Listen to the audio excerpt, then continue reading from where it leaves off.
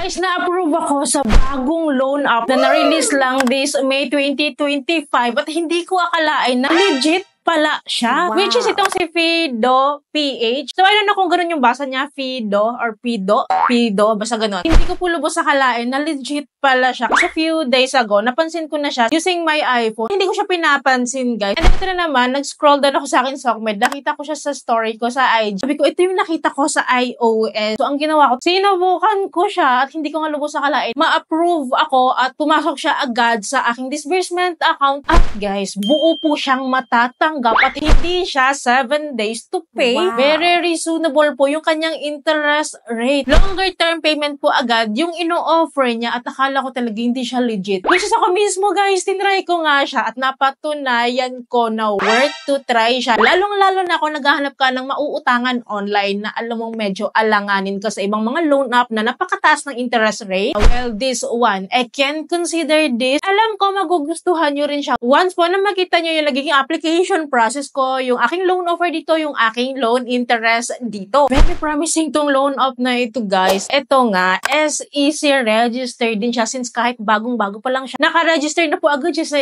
SEC, which is yun naman yung isa sa qualification natin sa isang mga loan platforms, diba? And one good thing sa loan app na ito, kahit wala tayong income proof, ina-accept siya, nag-accept siya ng student, freelance, housewife, unemployed, and etc. And then, guys, PhilHealth lang yung ID na binigay ko sa kanila. At itong PhilHealth ko na to, ito yung kalumaan ko na ID at wala pa nga itong address. And malalaman niyo kung bakit PhilHealth yung pin-provide ko, which is grabe. Ang smooth ng application process ko dito and so far wala akong nakikitang aberya. Well, of course, don't worry kasi step by step, guys, ipapakita ko sa inyo paano ako nag-apply dito, ano yung mga requirements na pin-provide ko, ano yung nagiging proseso ko dito, magkano yung loan offer nila sa akin, magkano yung interest rate nila, paano ko siya dinisburse at na-receive ko instantly yung cash loan offer nila sa akin. As in, instant cash loan talaga siya, legit. Well, guys, downloadable po si Fido PH or si Fido loan app sa ating App Store or sa ating iOS, no? Available po siya dyan as of now, and then available to download, of course, siya ulit sa ating Google Play Store, which is dito ko siya download, guys, sa Google Play Store. Well, here po, meron lang siyang 1,000 downloads pa lang. Konti pa lang talaga nakapag-like. This May 2025 lang din naman kasi na-release itong si Fido PH. And kung makikita nyo dito, malalaman yung bago dahil wala siyang ka-ratings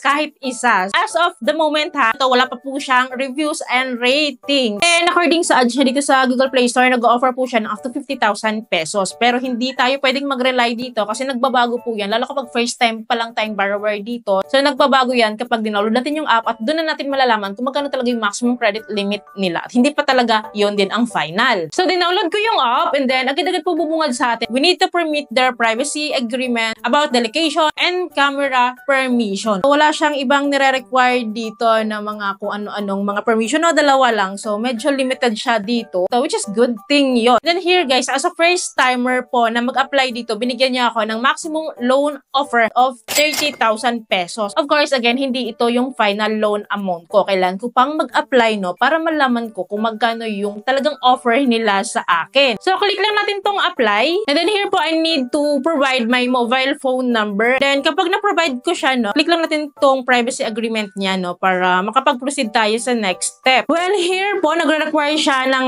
ating password. Magkikreate ako dito ng 6-digit password lang. And hindi po gaanong mahigpit yung kanilang password kasi kahit isang digit lang na 6 characters or 6 digit po is magkikreate siya. So, hindi siya gaanong strong yung password dito. But anyways, kapag nagbigay na po sila ng ating code is i-input lang po natin dito. So, after this one, confirm lang natin. And then, bumalik siya dito sa aking dashboard na kailangan ko ulit i-click tong apply. Here po, I need to provide my personal information. So, ito po yung mga hinihingi nila regarding the personal information that includes our marital status, highest educational level, residential address, detailed address, length of residency, email address. So, yun guys, kapag na-fill upan na po natin to lahat, so next lang po tayo, which is the employment information na. So, nagre-require sila ng ating job category, total years of employment, income, pay frequency. So, ito yung sinasabi ko sa inyo mga job category niya na nag-a-accept po siya kahit po tayo tayo ay unemployed, self-employed, students, retired freelancer, and many other more. So, pipili lang tayo dyan. So, just like for example, kung unemployed yung nilagay natin, so we need to fill up pa rin the total years of employment, income, pay frequency. So, for me, ang pinili kong category is self-employed. Next tayo, which is here po, I need to provide naman my emergency contact. So, buti na lang dalawa lang yung hinihingi nila, no? Yun yung mga gusto ko sa mga loan app, kunti lang hinihinging details. And ito po is magdadirect po siya sa ating phone book list. After po providing my 2 emergency contact, so move on tayo sa next, which is the ID type na. Ito yung sinasabi ko sa inyo, kaya pinili ko si PhilHealth kasi bibihira kasi si PhilHealth na mapunta sa recommended ID type. And yun nga, itong ID na ito. Pero of course, kung may mga other IDs kayo like national ID, you need driver's license and others, so you can provide that naman. So anyways, next tayo. I need to take a photo of my ID front and back. And then right after kasi mapicturean ko din siya guys, lalabas dito sa baba yung details ko ng ID. Nade-detect po nila yon like my name, middle name, last name, ID number, then yung date of birth ko, kailangan ko fill upan as well as the gender. Then after that, i-submit lang natin to. Next, which is the payment information or the withdrawal information na. Ito na po yung mga channel kung saan natin i-disburse. So meron silang dalawang choices, bank at saka e-wallet. Of course, as usual, kapag mga ganito mga loan apps, sa e-wallet talaga ako, and preferably po sa GCash account ko. So pinili ko si GCash. And then after that one guys, ang next ito is the facial recognition na. Magsi-selfie lang naman po tayo dito. And then in process na agad siya. Instant loan offer po yung binibigay niya. Sabi niya, na-approve ako for the loan amount of 4,000 pesos. So ayun na, screenshot ko lang and proceed tayo. So nakalagay dito guys na meron nga silang borrowing amount or loan offer sa akin na 4,000 pesos. So sabi ko naman sa inyo kanina, di ba, meron silang maximum credit limit of 30,000 pesos, which is not guaranteed. Kaya di ba, ina-applyan natin. Well, itong 4,000 pesos, ito po yung loan offer nila sa akin. Na masasabi kong ito na talaga yung pinaka-offer nila sa akin. Which is sabi dito guys, eligible ako for 61 days to pay or 2 months to pay. And then meron silang 4 terms na installment. And wala siyang gaanong details dito guys. Kaya at first, medyo nag-aalangan ako kasi baka mamaya kapag hindi ko itong submit, is disbursement na at hindi ko alam kung ano yung aking loan summary. So ang ginawa ko, binaba ko siya sa 1,000 pesos. Kasi in case po na mag-auto-disburse siya, is hindi masyadong masakit kasi 1,000 pesos lang. So binaba ko siya ng 1,000 pesos. Well, as usual naman, 61 days to pay kahit 1,000 pesos and then 4 terms din siya. So walang pinagkaib. So para po makapag-proceed tayo sa next step, so pipilitin ng loan purpose. So wala naman pong maling sagot dyan. And then i-submit ko lang po ito. And gladly naman, hindi siya auto-disbursement guys. At nakita natin yung kanyang interest rate, loan summary, breakdown, loan terms, at magkano na lang yung ma-receive ko. Well, so 1,000 pesos guys, ito nga po yung repayment schedule ko at not 7 days to pay. Every 15 days po yung payment ko dito. So ibig sabihin, twice a month po kong magbabayad dito at umaabot po siya ng 2 months to pay. At ang medyo natuwa ko dito guys, dito sa baba, ang net receive amount or yung matatanggap ko guys is 1,000 pesos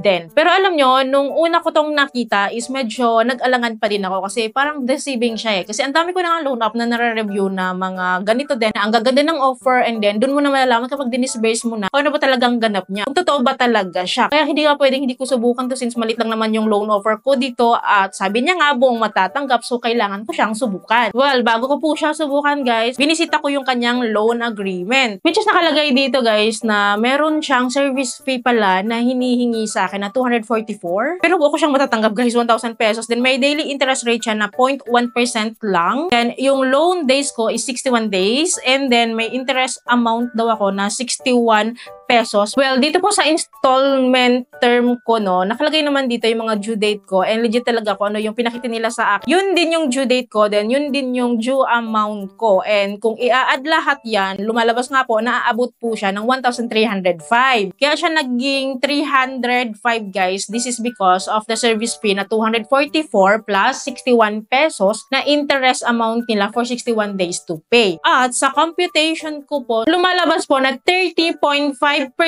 po yung kabuuang interest rate ko dito for 2 months to pay naman po yun. Kung monthly po siya, i-divide lang natin sa 2 months to pay kasi nga 4 terms ako dito. Lumalabas po ang monthly interest niya is 15.25%. So, okay na rin siya. Okay na rin siya guys, in fairness naman. So, kasabayan niya dito sila Tala, sila Kasyalo, si One Hand, si Mr. Cash, si Happy Cash. So, yun yung mga kahilera niyang loan up na alam din naman natin na legit din. So, okay na rin siya for me kasi maliit lang naman yung itatry ko. Dito for me, okay siya. Pero siguro siguro kung malaki yung amount mo dito, medyo mabigat din. Pero nga, kung nangangailangan tayo, at least naman, kahit pa paano, mas okay siya than 7 days to pay na almost 50% yung kinukuha ng ibang loan app, diba? Well, anyways, nag-agree na ako dito sa loan agreement niya kasi bala ko naman talaga siyang itry. Nabmit ko po siya, guys. Approve nga po ako sa 1,000 pesos. And guys, agad-agad na-receive ko siya sa aking GCash at buo nga po talaga siyang matatanggap. Well, binalikan ko yung loan app, tinignan ko yung aking loan breakdown. Nakalagay nga po dito, disbursement successful kasi nga na-receive ko na rin naman siya. And then dito po natuwa ako kasi nga meron akong natitirang 3,000 pesos. So, hindi ko nga lang siya, guys, ma-withdraw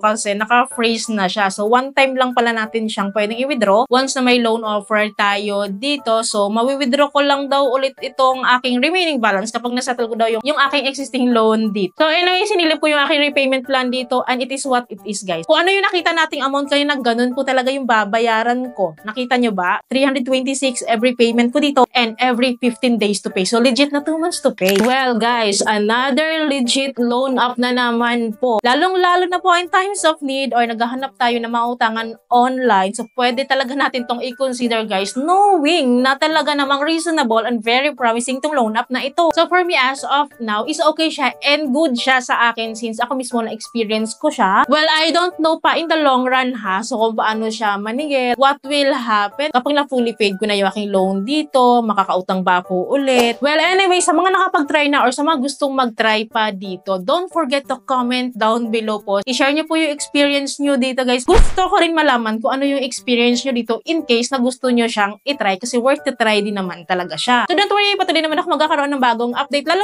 sa mga bagong loan na po na ganito. Kaya dapat po nakasubscribe po kayo and click yung bell button para lahat po ng videos ko is updated and notified po kayo. So, yun lamang po. I hope po may natutunan kayo sa video. I hope po nakatulong tong video sa inyo. Kung nagustuhan yung video, please don't forget to like and share. And thank you po for watching this video. Bye!